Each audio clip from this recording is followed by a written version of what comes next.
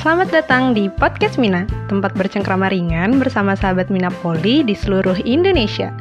Setiap episode akan menemani kamu menyelami lebih dalam kekayaan perikanan, menggali insight baru budidaya, dan membawa kamu mengikuti arus perubahan aquaculture. Bersiaplah, karena kita akan memasuki dunia baru.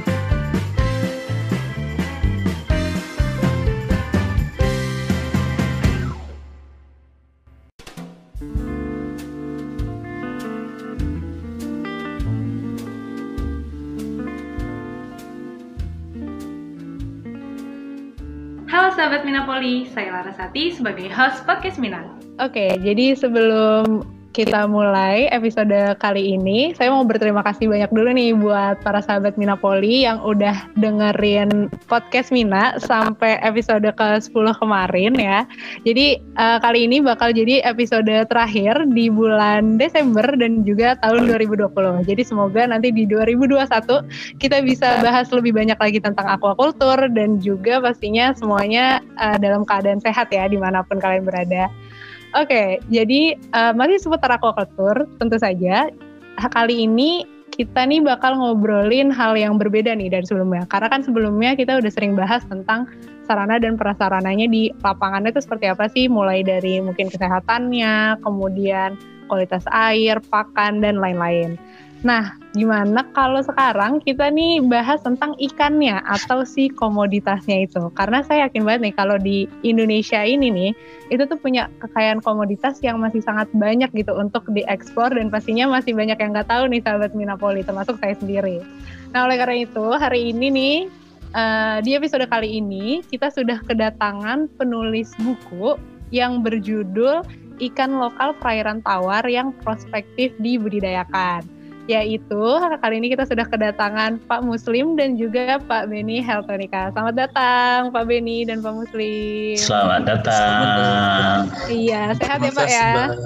Iya. Alhamdulillah sehat. Alhamdulillah sehat. Oke, jadi sebetulnya nih penulis buku ini ada 5, tapi yang kali ini kita bisa wawancara ini 2 aja nih, karena takutnya nanti jadi reuni ya Pak ya. Nanti jadi ramai banget nih kalau berlima. Oke, jadi mungkin juga di bulan Desember ini memang kita makin rame ya. Kemarin di episode kemarin juga kita bertiga sama Pak Fauzan sama Pak Agus. Nah sekarang kita sama Pak Beni sama Pak Muslim. Oke, ini saya mau spoiler dikit nih ya Pak, nggak apa-apa ya Pak, tentang bukunya. Jadi di dalam buku ini nih, ikan lokal ini tuh terdapat 30 ikan konsumsi dan juga 34 ikan hias ya, kalau nggak salah. Betul nggak nih? Iya, ya, betul. Tentang yang pastinya adalah komoditas air tawar. Nah mungkin saya mau nanya dulu nih ke Pak Muslim sebagai inisiator dari kepenulisan buku ini nih Pak. Awalnya itu tuh kenapa sih Pak kepikiran untuk bikin buku ikan lokal yang prospektif dibudidayakan? Ini ceritanya seperti apa sih Pak? Ya, terima kasih Mbak Laras. Ya sebelumnya ketertarikan kami terhadap ikan-ikan lokal Indonesia sudah lama dan kita punya banyak sekali jenis-jenis ikan air tawar yang sebenarnya sangat potensial untuk dikembangkan. Jadi dari ide tersebut kemudian kami dari mahasiswa program studi aquaculture IPB yang kebetulan satu angkatan ngobrol-ngobrol mengenai potensi ikan lokal Indonesia. Jadi nyambung kebenaran kita juga penelitiannya banyak kan mengambil ikan-ikan lokal. Jadi dari situ kita mulai mendiskusikan gimana yuk kalau kita bareng-bareng kita nulis tentang buku ikan lokal karena sepertinya perlu kita mempropaganda masyarakat supaya kita mulai melirik ikan-ikan asli kita supaya ikan-ikan kita bisa tetap lestari dan produksinya bisa ditingkatkan melalui budidaya. Oke, kalau boleh tahu Pak Muslim ini penelitiannya ikan apa nih Pak? Ikan lokal apa nih Pak? Kalau saya ikan sekarang yang sedang dikerjakan ikan sepatung nama lokalnya Prisolepis cruti. Oke, saya belum pernah dengar tuh Pak. Nah, di bukunya ada itu Mbak. Oke. Ada, ya. Kalau Pak Beni, ikan apa? Saya salah satu yang udah dikomoditaskan di budidaya ikan baung.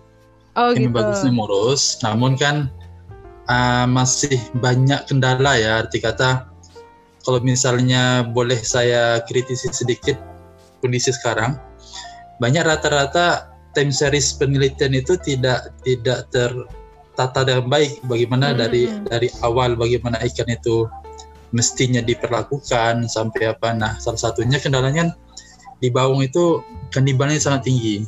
Nah, jadi ya memang di beberapa ikan kelompok catfish memang permasalahannya itu di kanibal itu. Dan secara ekonomis kan memang luar biasa harganya kan. Namun kadang kenapa sekarang mulai menurun aktivitas budidayanya, ya beberapa kendala itu. Makanya ketika Pak Muslim mengungkapkan yuk kita buat buku, ini bagus sekali, apalagi kemarin kita sempat bincang-bincang Indonesia kaya dengan perairan rawa dan sangat kaya akan keragaman daripada ikan-ikan tersebut, tapi masih sangat sedikit dilirik oleh para peneliti dan lain. Dan beberapa tahun kemarin ya, itu ada beberapa seminar ikan rawa dan itu masih tataran ide, tapi belum ke arah bagaimana ini dijadikan komoditas budidaya yang akan lebih ini. Terus akhirnya itu kan berlima nih Pak. Nah, pembagian komoditasnya tuh seperti apa sih Pak? Apakah semuanya 5-5-nya? Kita list semua 64 ikan lokal Indonesia atau seperti apa tuh? Enggak, seperti ini. Kalau setelah ide saya diterima oleh teman-teman, akhirnya saya yang mulai membuat kerangkanya. Ya, saya buat kerangka bukunya dulu, kemudian saya bagi ke teman-teman, masing-masing tugas teman-teman saya bagi. Jadi bukan perkomoditikan. Nanti dari dari tugas yang saya bagi ke teman-teman, nanti dikumpulkan lagi saya kompilasi lagi, kemudian saya share lagi ke teman-teman untuk membaca ulang gitu, mengedit, menambahkan gitu ya. Berarti itu apakah langsung ke lapangannya atau seperti apa tuh Pak untuk dapat cara budidayanya dan segala macamnya? Kebenaran saya itu sudah banyak mendokumentasikan ikan-ikan lokal. Jadi data-data yang sudah saya kumpulkan itu saya punya blog khusus ikan lokal. Jadi saya share ke teman-teman untuk ditambahkan gitu kan. Kemudian pustakanya juga ditambahkan, dikompilasi, kemudian kita lakukan editing. Nah, itu proses pembuatannya tuh berapa lama sih Pak? Kalau nggak salah ini rilisnya Januari 2020 ya Pak ya? Ya, betul. Mulai bentuknya tuh dari kapan tuh mulai nulisnya? Kalau memulainya itu sejak kita masuk ya tahun 2017. Udah lama banget ya Pak. Kita sama-sama masuk ke IPB, kemudian saya juga sudah mulai mengumpulkan data-data, saya tulis di blog, kemudian tahun 2018 akhir ya kayaknya 2018 akhir itu sudah mulai ide itu muncul, kita buat buku, lanjut deh sampai tahun 2019 prosesnya. Nah, kalau Pak Beni waktu diajakin sama Pak Muslim gimana nih Pak responnya? Apakah udah ada pikiran juga sebelumnya atau seperti apa Pak? Kalau Pak Muslim kan cukup banyak ya waktu itu idenya, skopnya besar. Sebelumnya sempat ada salah satu profesor juga ngajak, tapi memang nggak diteruskan. Waktu itu kan langsung ke sekolah ya. Jadi salah satu ikan ekonomis yang ada di salah satu sungai di Riau. Nah, itu kita hanya 30-an saat itu. Dan ketika Pak Muslim ngajak itu, wah ini sesuatu yang pernah tertunda, dan akhirnya ketika melihat skrip yang Pak Muslim bawa, wah ini udah cukup lebih banyak dibandingkan yang pernah coba disusun sebelumnya, dan tinggal hanya nambah-nambah kira-kira di Pak Muslim contohnya beberapa ikan seperti ini, tapi ternyata di tempat lain ada nama yang berbeda daerahnya. Nah itu kita yang coba kita kompilasi dengan teman-teman yang lain, ada Bu Ratna, Bu Helen, ada Pak Wira. Jadi gitu. Kita coba menambahkan, dan memang hampir semuanya idenya dari Pak Muslim nih. Oke, tapi ikut belajar juga jadinya ya Pak ya? Iya. Tapi nulis buku ini. Oke. Nah, buku ini itu kan tadi mention ikan-ikan yang prospektif untuk dibudidayakan ya Pak. Nah, sebelum kita bahas tolak ukur untuk dibilang prospektif dibudidayakan itu tuh seperti apa sih? Dari Pak Muslim mungkin? Yang pertama, bernilai ekonomis tinggi. Itu pasti ya, itu nomor 1 pasti. Iya, konsumennya banyak, yang suka banyak, berarti marketnya ada. Gitu. Oh gitu. Iya.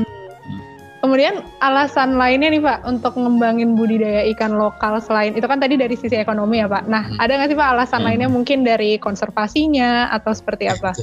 Ya jadi kekhawatiran yang cukup besar itu ya saya bandingkan 15 atau 20 tahun yang lalu beberapa ikan-ikan lokal itu kan ya secara tadi Pak Muslim bilang ekonomis ya memang. Bahkan beberapa ikan itu harganya fantastis di atas 150 sampai 200 ribu per kilo. Nah itu ikan-ikan lokal ya, dan itu udah sangat susah sekarang untuk didapatkan. Nah budidaya ini bukan hanya bisnis sebenarnya, tapi juga mencoba untuk salah satu jalan konservasi. Ketika aktivitas budidaya ini bisa dijalankan dengan baik, maka ketergantungan alam kan bisa kita tekan ya. Nah itulah salah satu bentuk konservasi yang bisa kita lakukan. Nah banyak kekhawatiran itu. Dulu ikan misalnya beberapa ikan yang cukup ekonomis, ikan selais, ikan belida di kampung Pak Muslim sendiri sekarang belidanya itu dari Riau itu. Karena di Riau konsumsi belida bisa dikatakan kecil ya.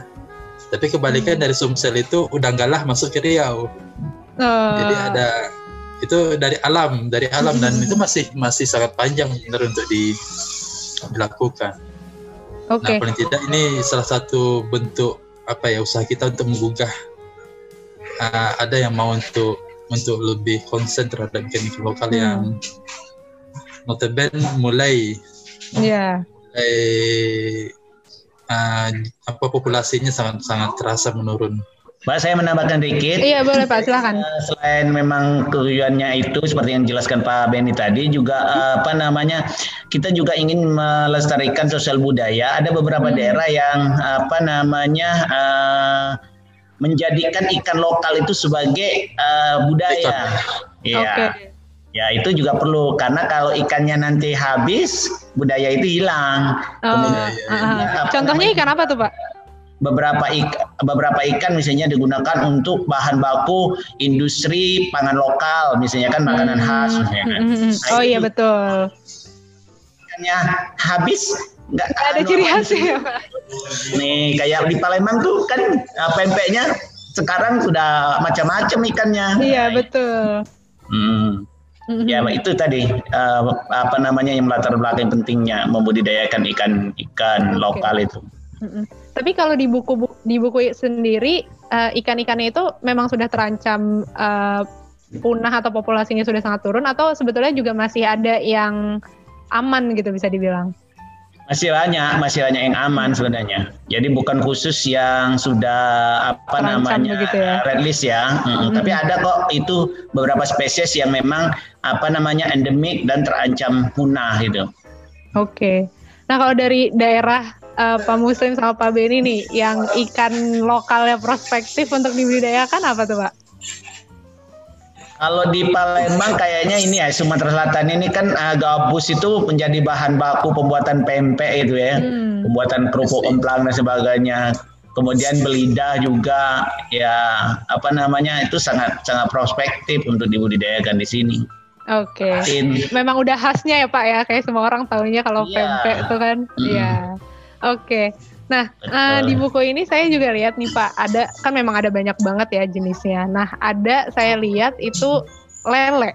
Tapi lelenya ini ada 3 jenis nih Pak, lele akar, lokal, sama kalang di buku ini. Ya, betul. Nah, perbedaannya tuh apa sih Pak? Apakah karena asalnya berbeda atau memang ada morfologi yang berbeda atau seperti apa? Dari morfologinya berbeda itu. Jadi ketiga jenis lele lokal ya. Dari spesies yang berbeda. Jadi kalau dari bentuk badannya saja ya, ikan lele akar itu jauh lebih panjang bentuknya. Makanya disebut dengan akar, jadi menyerupai akar gitu. Oke, menjalar gitu ya. Yang umum banyak ditemukan di Jawa itu, kalau di Jawa itu kan lele lokal nyebutnya itu yang ini Clarias batrachus. Iya, betul. Banyak tuh, selain Clarias batrachus ada juga yang 2 spesies tadi gitu kan, di Sumatera banyak tuh, di Kalimantan juga banyak. Kemudian selain dari bentuk tubuh, ukuran, warnanya juga berbeda. Kalau lele Clarias batrachus itu hitamnya hitam full ya. Kalau yang lele akar itu ada loreng-loreng kuning, bentuknya panjang. Kemudian kalau yang lele kalang tadi dia agak kekuning-kuningan juga, ada binti-binti kuningnya juga, tapi tidak sepanjang lele akar. Ya, makanya kalau di sini kalau nyebutnya lele akar itu karena bentuknya panjang seperti akar yang menjular di tepi sungai gitu kan. Apalagi dia ada binti-binti kuningnya tuh. Ya, jadi sebenarnya secara fisik sangat-sangat berbeda. Ketiga spesies itu. Tapi kalau dari cara budidayanya sendiri, apakah cenderung sama atau seperti apa? Mungkin Pak Beni boleh bantu menjawab. Kalau budidaya untuk lele sendiri kan memiliki perilaku hampir sama ya, perilaku hampir sama. Di akhir 2017 juga kemarin kita coba di Gambut, itu lele lokal, dan dari kelompok kelihatannya Clarias batrachus itu, dan ya cukup di akhir pemeliharaan itu oleh masyarakat itu cukup perspektif, karena pertama, kalau di daerah itu kan mungkin kita pakan tidak terlalu butuh dengan pakan buatan, karena masih banyak pakan alaminya, terutama kalau di daerah kita di Meranti. Jadi salah satu kabupaten di Riau itu kaya dan sagu.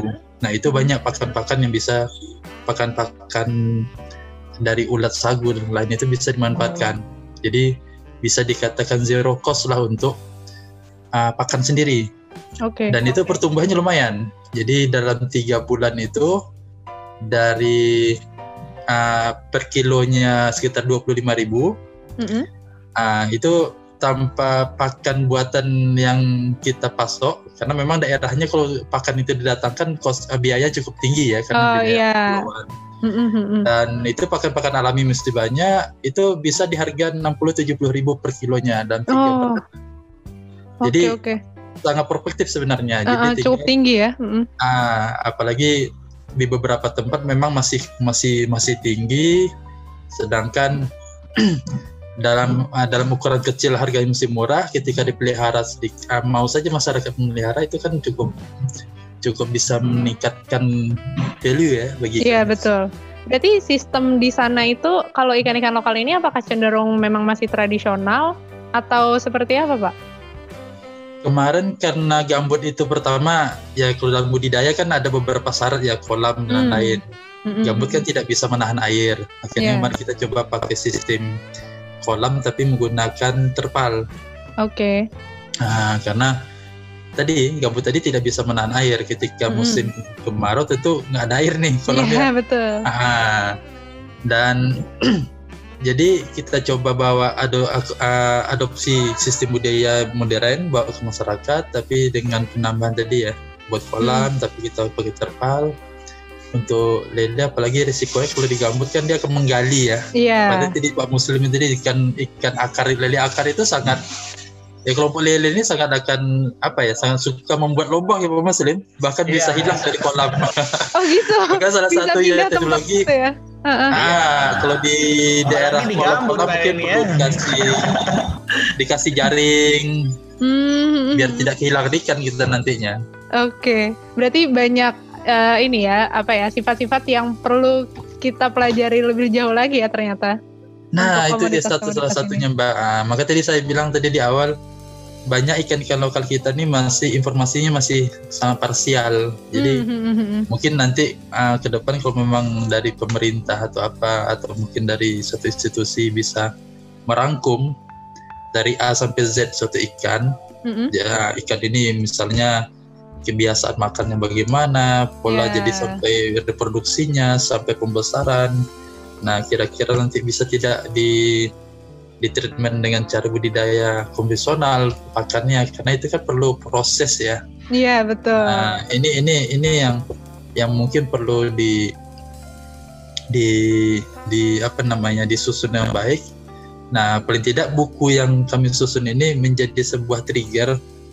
Wah, ini ternyata nih masih banyak ikan yang ternyata belum dilirik dan informasinya belum utuh nih. Nah, perlu kita kembangkan lagi ya Pak ya. Kembangkan lagi ya. Oke. Kemudian sejauh ini nih Pak, hasil riset khusus untuk buku ini, itu tuh kebanyakan di Indonesia tuh jenisnya tuh apa sih Pak? Apakah seperti lele, catfish, atau gabus, atau apa Pak? Mungkin Pak Muslim atau Pak Beni? Oke.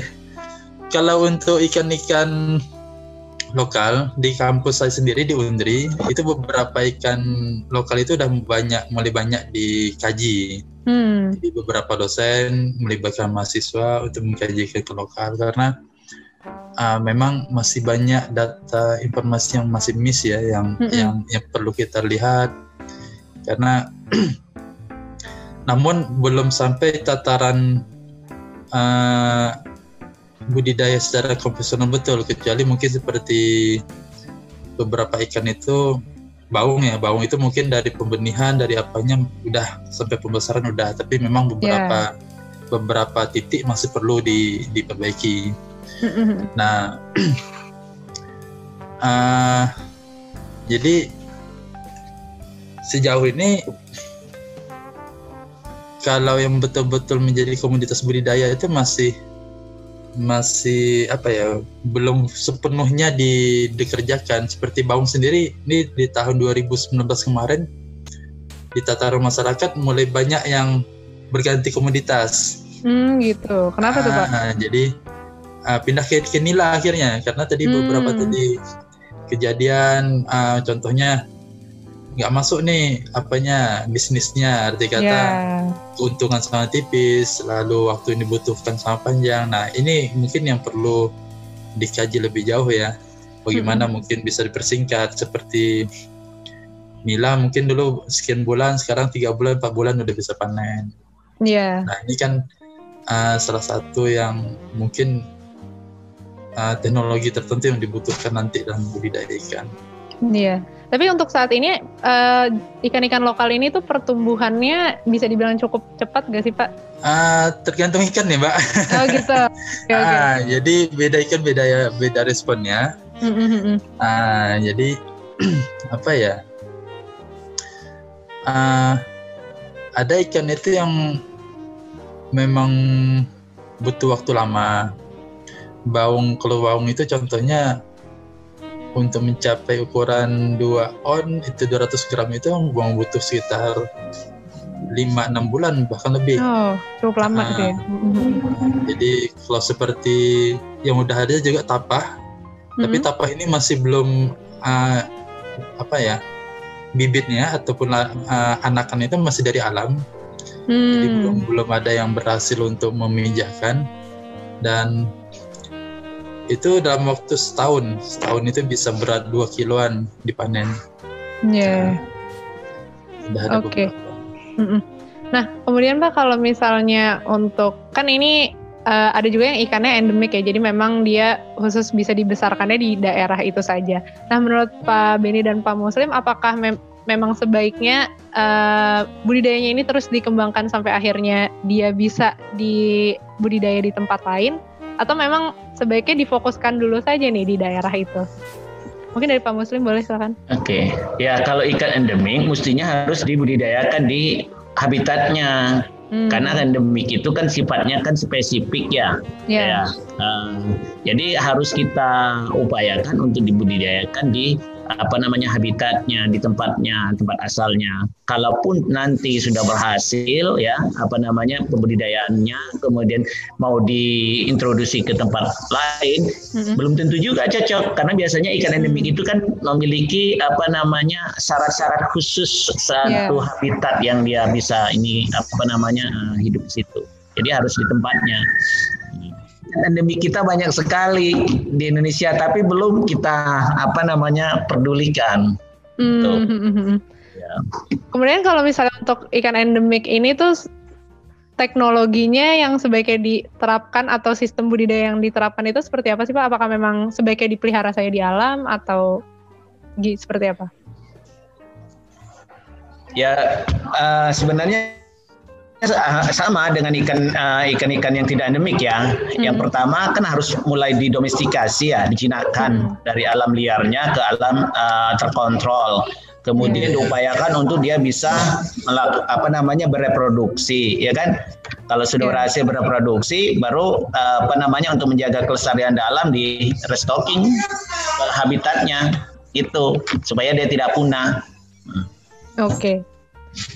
Pak, kalau misalnya di buku ini itu apakah sudah mencakup seluruh ikan lokal dari berbagai daerah di Indonesia? Belum lah. Atau belum? Masih banyak lagi apa ternyata? Masih banyak Mbak, masih banyak. Ribuan.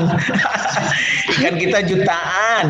Belum lah, ini belum ada seberapanya. Oke, kalau gitu niat buat dilanjutin gak nih Pak? 0% baru. Kita itu masih banyak sekali Mbak, ikan-ikan kita itu. Ini hanya segelintir dari jenis-jenis ikan yang dimiliki Indonesia, ikan air tawarnya, dan ini juga yang terdokumentasi oleh kami ini juga yang memang sudah dikonsumsi oleh masyarakat, kemudian sudah dijadikan ikan hias. Nah, ikan-ikan yang belum terjamah masih banyak sekali. Oke, berarti potensinya masih sangat besar nih ya Pak ya? Masih sangat besar. Sangat besar sekali Mbak. Edisi bisa sampai puluhan edisi nih. Ditunggu loh Pak kalau ada edisi selanjutnya. Amin, mudah-mudahan ya diberikan kekuatan untuk menyusunnya. Iya Mbak, bener Mbak, masih sangat banyak. Jadi contoh kecil aja, ikan terkecil di dunia. Itu bukan kita menemukan, tapi orang Singapura dan ditemukan itu di Kalimantan dan Sumatera. Itu dari gambut. Itu terkecil di dunia katanya. Jadi udah diklaim di internasional, dan itu ternyata itu adalah ikan endemik kita yang ada di rawa Indonesia.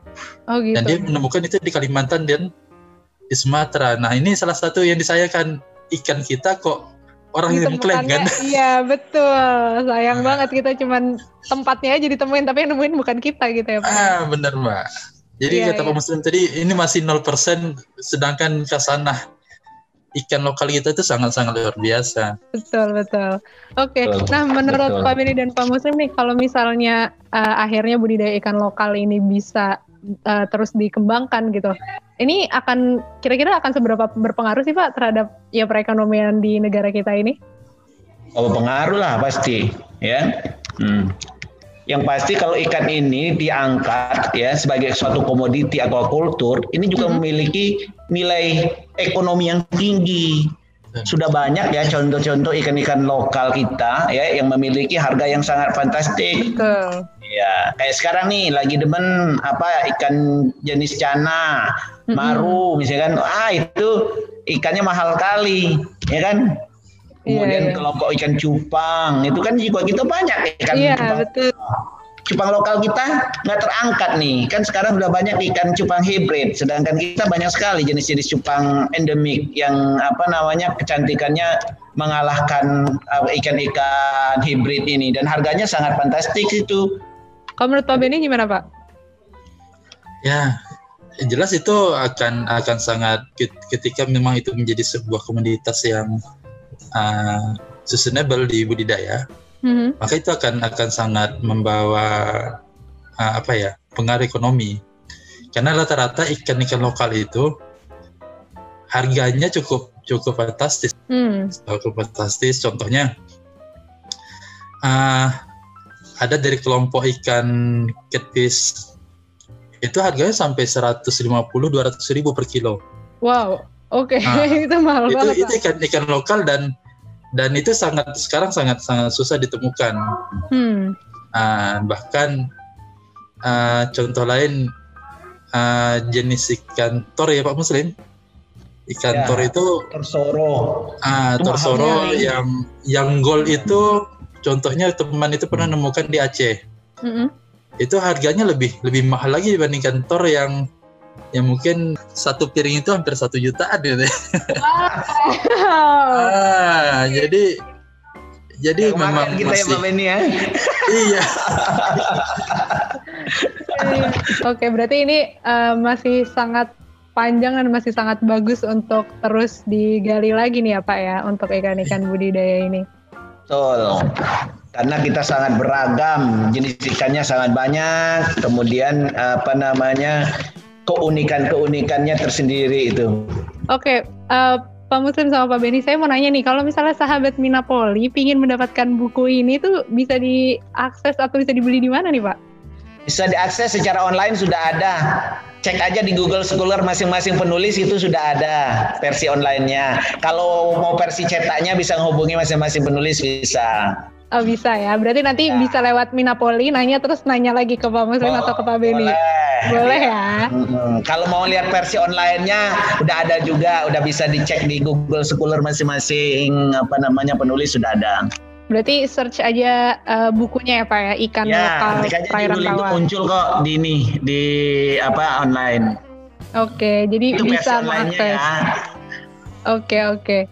Mungkin dari Pak Muslim atau Pak Benny, ada nggak sih Pak yang benar-benar baru tahu banget ketika baru tahu oh ada ya ternyata jenis ini ketika nulis buku ini? Kalau saya sih nggak merasa asing dengan semua jenis ikan yang ada di buku ini ya. Jadi emang udah tahu ya Pak sebelumnya ya, udah sering lihat. Apalagi kalau di Sumatera kan sama dengan Pak Benny, di Sumatera rasanya ikan-ikan seperti ini ada semua ditemukan. Ya benar. Jadi hampir masyarakat Melayu itu. Gitu ya. Ya Pak Ben, masyarakat Melayu itu sangat ini. Sehari-hari itu. Ya betul. Berarti sangat variatif memang ya Pak ya. Sangat variatif. Kalau di Sumatera, di Kalimantan rasanya nggak asing dengan ikan-ikan seperti ini. Ya. Oke Pak. Ikan-ikan konsumsi sehari-hari ya kayak gini. Benar. Iya, kalau saya di Jawa Barat nih seringnya ya ikan nila, ikan lele gitu ya, nggak pernah ada ikan aneh-aneh, ikan patin. Iya, karena di Jawa itu sudah didominasi ikan-ikan budidaya. Betul. Dan sayangnya, itu yang perlu ditekankan, komoditi aquaculture di Indonesia, jenis-jenisnya itu didominasi oleh spesies introduksi, bukan spesies lokal. Nah ini yang harus kita mulai mempropagandakan untuk merubah mindset. Kita harus mulai membudidayakan ikan-ikan kita. Kenapa selama ini kita membudidayakan ikan-ikan introduksi? Ingat tuh, ikan introduksi itu punya dampak negatif. Apalagi kalau ditebar ke perairan umum. Nah ini juga banyak yang salah nih. Instansi melakukan restocking menggunakan jenis-jenis ikan introduksi, padahal ikan introduksi budidaya itu ya harusnya digunakan untuk budidaya di lingkungan terkontrol yang tidak boleh dilepas ke perairan umum. Dampaknya apa? Nanti muncul spesies yang diintroduksi itu mendominan. Jadi dia sifatnya jadi alien spesies. Oh gitu. Keragaman spesies ikan kita itu terancam. Jadi itu menurun ya? Jadi di beberapa daerah, sehingga ikan-ikan lokalnya hilang, tinggal cerita. Itu pun untung kalau ada cerita, ada buku, ada jurnal, ada dokumentasi. Nanti cuma cerita dari mulut ke mulut, dari nenek moyang ke nenek moyang. Ya kan? Semoga komoditas yang di buku ikan lokal ini nggak jadi cerita doang ya Pak ya. Semoga akan terus ada ya Pak. Mudah-mudahan. Kami berupaya untuk tetap makanya ini bagian dari upaya kami untuk mendokumentasikan bahwa Indonesia punya spesies ini yang memiliki prospek untuk dikembangkan. Dan kami juga berharap para pemerhati aquacultur untuk mulai melirik ikan-ikan kita. Jenis-jenis ikan hias kita itu sangat-sangat banyak, dan sangat-sangat menarik. Tapi sayangnya kenapa? Lebih banyak ikan-ikan hias impor yang mendominasi di pasar-pasar ikan hias. Nah, padahal ikan kita itu jauh lebih menarik, laut jauh lebih cantik, Nah, itu yang ingin kami propagandakan juga. Cinta Indonesia ya. Iya. Berarti ini memang harus dibangun bersama-sama begitu ya, Pak ya? Betul. Upaya kami ini cuma sekelumit usaha kecil yang tidak punya artinya apa-apa sebenarnya. 0% lah dari spesies ikan kita. Iya, kalau dari Pak Benny sendiri seperti apa, Pak? Tanggapannya? Baik. Jadi mungkin saya nyambung dari Pak Muslim tadi. Pak Muslim tadi sempat mengatakan ikan hias kita contohnya tadi banyak didominasi oleh ikan-ikan dari luar, ikan-ikan yang mungkin dari Thailand, dari yang lain. Nah, ada satu sisi yang mungkin jarang dibuka orang. Ternyata ikan-ikan lokal kita, ikan-ikan hias itu banyak ditangkapi dan itu menjadi komoditas ekspor. Mohon maaf, gitu kan? Sayang banget ya, Pak ya? Sayang. Jadi dulu misalnya saya kecil dulu masih menemukan ikan tali-tali. Ikan tali-tali itu kecil, Mbak. Paling hanya 2 cm, 3 cm. Iya, kecil banget. Kecil. Dan dia seperti tali memang, maka dibilang ikan tali-tali. Dan itu menjadi komoditas ekspor dan pasarnya sampai Eropa bahkan negara-negara maju semua rata-rata ya. Dan saya sempat menemukan beberapa kenalan dan kerjanya memang itu nangkapin ikan-ikan lokal kita, ikan-ikan yang potensi untuk ikan hias, mereka ekspor. Dan rata-rata kadang beberapa ikan itu tidak melalui cukai, mohon maaf. Iya. Jadi akhirnya keragaman kita yang awalnya memang itu menjadi ikan endemik kita sebenarnya, kekayaan kita gitu ya, Pak. Kekayaan kita itu dikembangkan keluar, dan bahkan contoh seperti ikan arwana contohnya. Beberapa ikan arwana kita itu sudah dikembangkan di Malaysia dan beberapa negara lain tanpa ada kontrol yang sangat ini ya dari pemerintahan kita. Jadi sayang, akhirnya kadang di sini habis, di sana dikembangkan, kembali lagi ke sini, padahal itu awalnya dari tempat kita. Iya. Itu banyak kejadian beberapa ikan hias kita. Oke. Nah kemudian, mungkin ini pertanyaan terakhir nih, Pak. Tantangan untuk kita semua nih yang berada di dunia aquaculture Indonesia khususnya untuk mengembangkan budidaya ikan lokal ini seperti apa, Pak? Pak Benny dulu, silakan Pak Benny. Tantangannya ya masih banyak sebenarnya, Mbak, yang belum kita ini ya, terutama informasi berkenaan dengan ikan itu sendiri masih sangat parsial. Jadi ini mungkin harus menjadi perhatian semua, dan di beberapa seminar yang pernah saya ikuti juga, alhamdulillah beberapa udah mulai konsen terhadap itu. Dan mungkin kita mencoba untuk mengisi ibaratnya sebuah garis. Jadi sebuah aktivitas budidaya itu dari hulu sampai hilirnya, dari menjadi ikan yang belum jadi komoditas budidaya menjadi komodidaya, mungkin kita mencoba menjadi pengisi titik-titik itu. Nah, dan kalau cerita tantangan masih sangat banyak, Mbak, sangat banyak. Dan kita berharap mungkin kelak mungkin Pak Muslim, Pak Wira dan lain mungkin bisa apa ya, menjadi salah satu squad untuk mengisi titik-titik tadi, sehingga kita berharap ke depan ikan ini bisa jadi komunitas budidaya yang kita, anak cucu kita tidak hanya mendapatkan nama saja, tapi bisa melihat ke ini. Oke, kalau dari Pak Muslim bagaimana Pak? Ya, tantangannya sangat luar biasa ya untuk kedepannya kita untuk mengembangkan ikan-ikan lokal ini ya. Tapi ya itu tadi, kalau kita tidak mau mencoba, kapan lagi ya? Kalau tidak kita, siapa lagi ya? Betul. Beberapa tahun yang lalu menaklukkan ikan gabus dan ikan betok ya. Ikan gabus awal-awal kita mau menjinakkan ikannya kan lompatnya sangat kencang, tinggi. Dalam media kolam juga dia terbatas, pasti lompat-lompat, nubruk dan sebagainya. Tapi alhamdulillah 2-3 tahun saya mencoba, akhirnya alhamdulillah sudah bisa ditaklukkan ikan gabusnya, dan alhamdulillah udah bisa dibenihkan secara terkontrol dalam hatchery ikan gabus.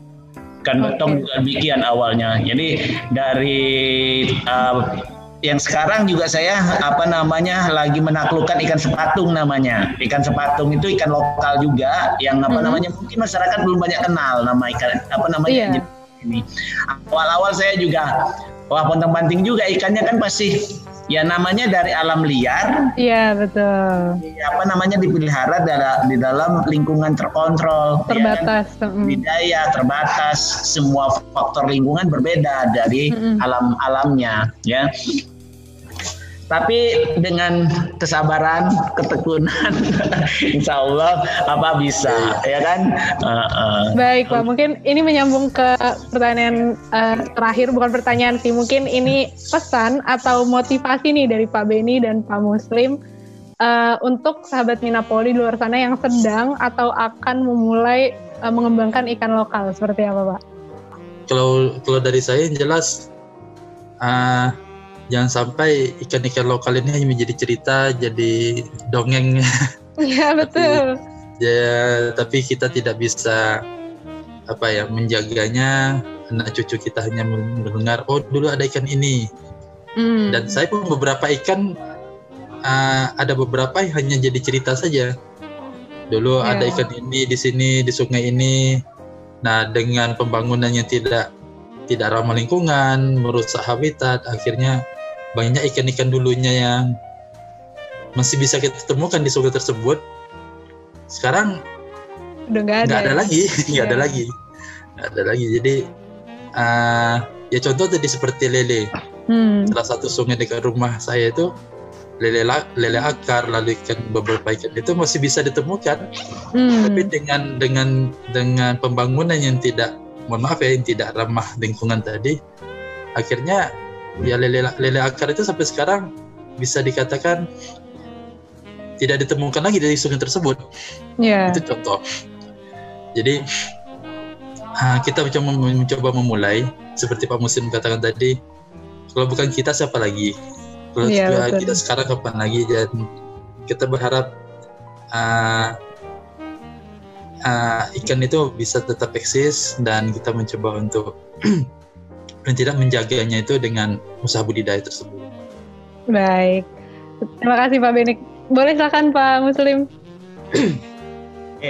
Ya, untuk para generasi yang akan datang, mari kita menjaga kelestarian sumber daya ikan kita ya. Ikan kita sangat beragam ya. Kalau tidak dari sekarang, kapan lagi kita akan melestarikannya? Mari kita mulai membudidayakan ikan-ikan lokal asli Indonesia, terutama yang bersifat endemik dan spesifik. Itu sangat benar untuk kita budidayakan. Dan bahkan sekarang kita sudah banyak sekali yang sudah masuk daftar merah, red list. Terancam punah. Nah, itu harusnya mulai dari sekarang, harus sesegera itu kalau yang sudah masuk red list untuk dibudidayakan. Oke. Baik. Siap, terima kasih Pak Muslim dan juga Pak Benny karena sudah mau bercengkrama nih ya hari ini dengan sahabat Minapoli terkait ikan lokal seperti itu ya. Jadi semoga nih setelah ini kita semua punya semangat yang sama nih ya Pak ya untuk menjaga ikan lokal kita dan tentu saja mengembangkannya. Thank you guys for listening. My name is Larasati Puspita Dewi. My name is Muslim. My name is Beni Haltunika. See you in another episode. Goodbye.